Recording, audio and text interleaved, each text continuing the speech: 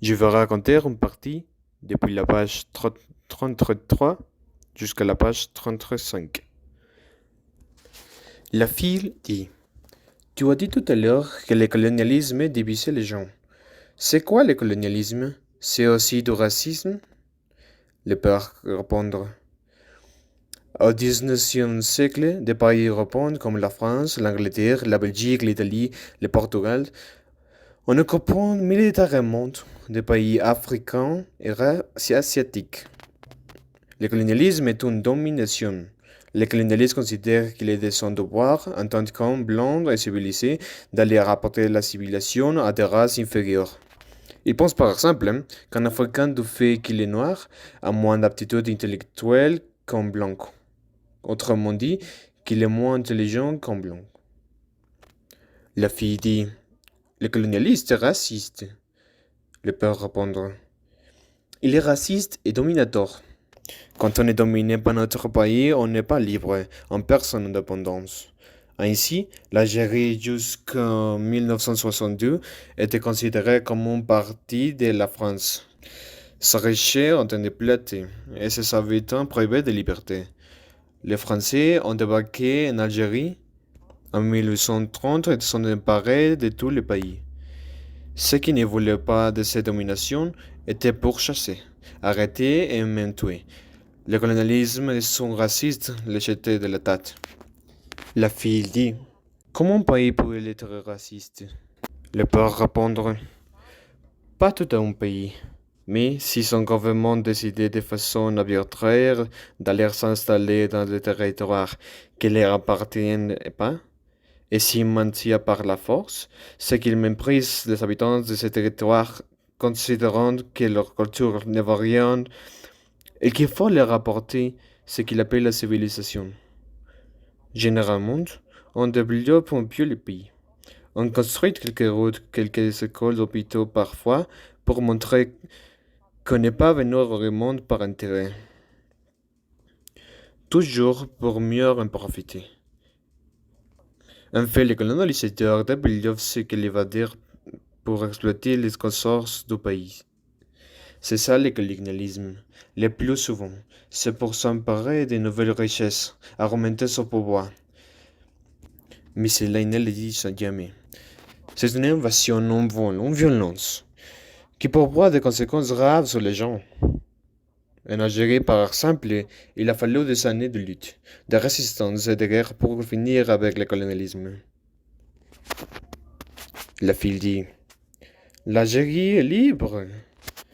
Le père répond: Oui, elle est indépendante depuis 1762. Ce sont les Algériens qui décidaient qu'elle est fait pour le pays. Et la fille dit: 1830, 1972, ça a beaucoup de temps. 132 de sang.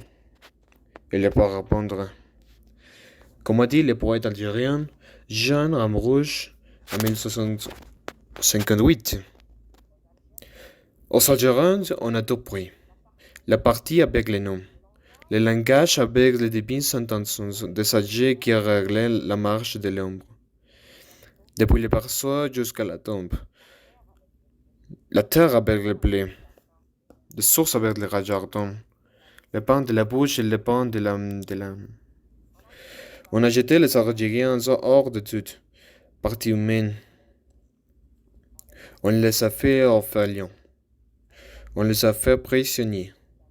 D'un son sans mémoire et sans avenir.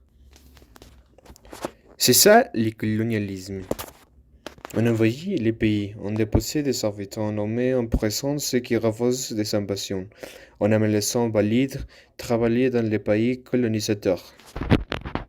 Et la fille dit: C'est pour ça qu'il y a beaucoup d'Algériens en France. Et le père répondre: Avant l'indépendance, l'Algérie était un département français. Le passeport algérien n'existait pas. Les Algériens étaient considérés comme un désuet de la France. Les chrétiens étaient français. Les juifs le sont devenus à partir de 1970. Quant aux musulmans, ils étaient appelés indigènes.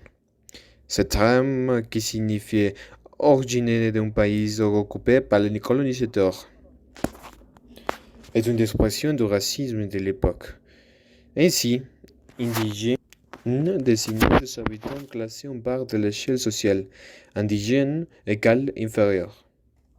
Comme l'armée française ou les industries avaient besoin d'hommes, on allait les chercher en Algérie.